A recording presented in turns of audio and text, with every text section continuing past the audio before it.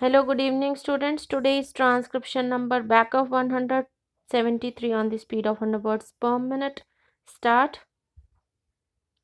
Madam, it is only just that those who till the land must get the ownership of the land they till, and those who own land in excess of the ceiling should be deprived of the excess, and the excess distributed to those who are willing to cultivate and who have no land. What is wrong in this? It is true that the security and the so called fundamental rights of a few big landlords are taken away by the bill.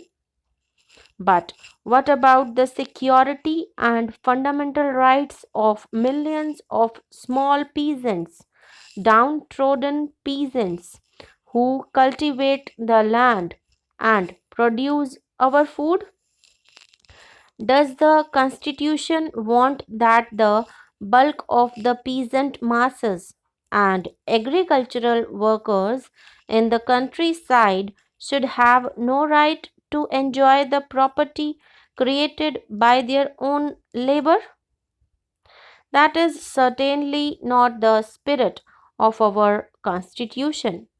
Our Constitution provides that the ownership and control of the resources of the community are so distributed as to subserve the common good.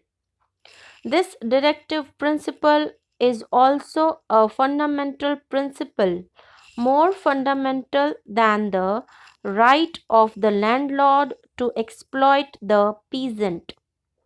Those who raise the banner of fundamental rights, I am afraid, want the exploitation of the rural poor to continue. They want the landlord to dominate the rural scene forever.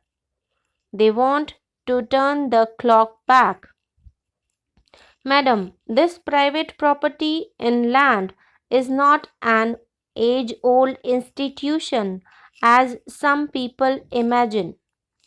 Just like the zamindari, jagirdari, talukdari, etc., the Ryotwari settlements also were created and sanctified by the British imperialists not for the good of the country but for their own benefit. It was under the British that the feudal upper stratum of the rural society became Ryotwari landlords. The middle peasants, the small peasants, the poor peasants all suffered in this process. Under the crushing colonial oppression, many tilers lost their land, lost their private property to the landlords, to the money lenders, and traders who invested their ill gotten money in land and became Ryotwari landowners. Thus, land became concentrated in the hands of a few landlords and traders and money lenders who turned into landlords. At the same time, millions of peasants, not only small peasants but even middle peasants, were turned into landless agricultural workers. It is a notorious fact that the families that stocked the land in the last quarter of the 19th century and at the beginning of the present century, the impoverishment of the bulk of our peasants, the increase in the number of landless agricultural workers, all these were the results of this process.